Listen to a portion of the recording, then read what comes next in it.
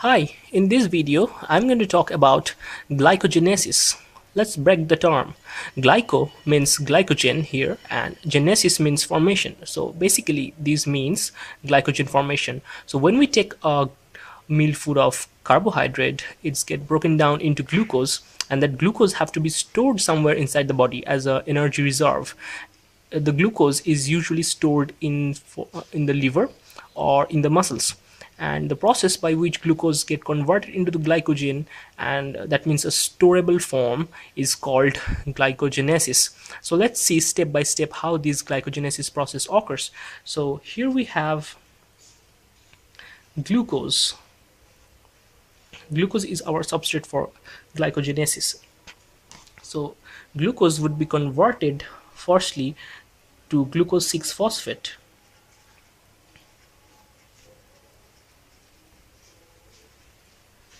Glucose would be converted to glucose 6 phosphate,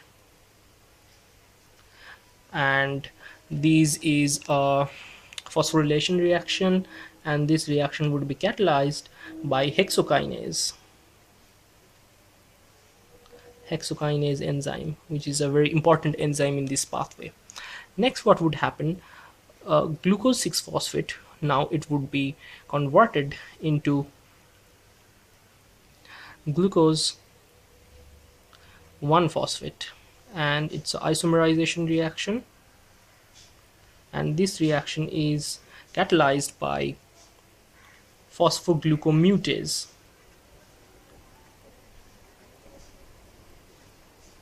This reaction is catalyzed by phosphoglucomutase. So now if we talk about the structure of the glucose, glucose somewhat looks like this. So this is the basic structure of glucose. So here is the 1 2 3 4 5 and 6th carbon. So in the 6th carbon, what would happen in the next step?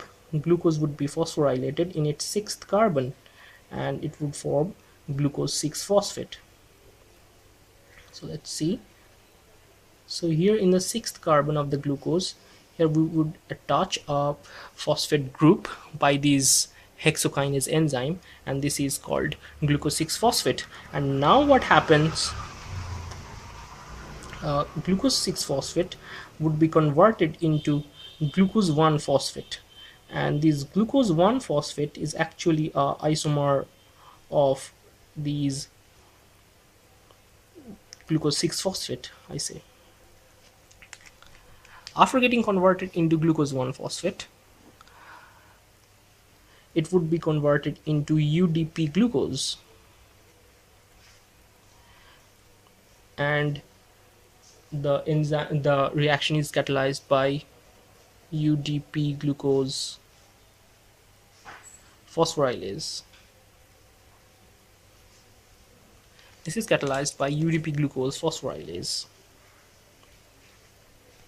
So now it would be converted into UDP glucose, and UDP glucose would look like somewhat.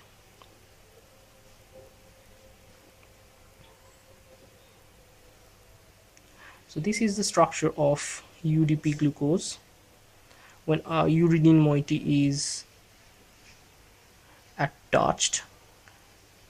And UDP glucose is very important for addition into a preformed glycogen polymer. So we have a preformed glycogen polymer.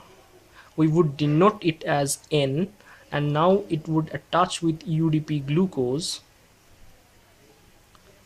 and ultimately it would form glycogen, and it would increase the chain by one residue long. So this would be the final reaction. So now if we talk about how this preformed glycogen polymer appears, so we should talking about a protein named as glycogenin.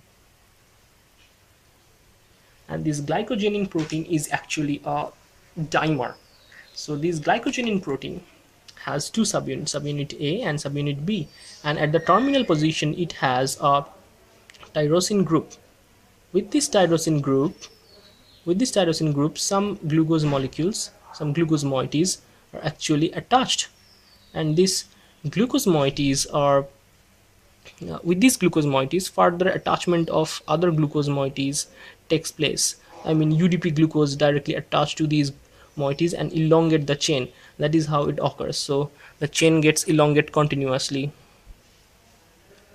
and this is the basic reaction scheme. So next we would talk a little about the regulation. We would talk about regulation.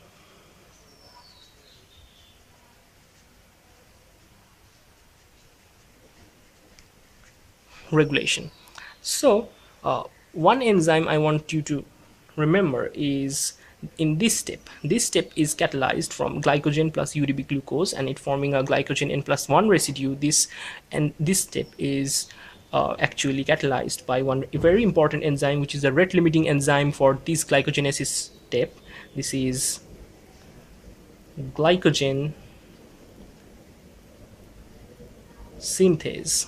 This is glycogen synthase, and this enzyme is very important because it is the rate limiting enzyme. So this is the rate limiting enzyme in this pathway. So this rate limiting enzyme could get allosteric modification, so that we would see how this rate limiting enzyme get allosteric modification. So glycogen synthase generally have two forms. One is it has glycogen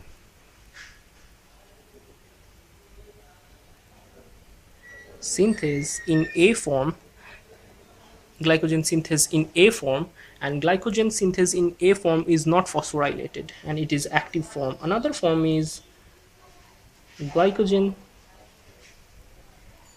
synthase in B form, and glycogen synthase in B form is inactive because it is the phosphorylated version of the enzyme, and in a phosphorylated state this is inactive. So it is phosphorylated, as you can see, and this is not phosphorylated, and this is active state. So the switching between these active conformation and inactive conformation would ultimately regulate this pathway. So let's see how this pathway take place. So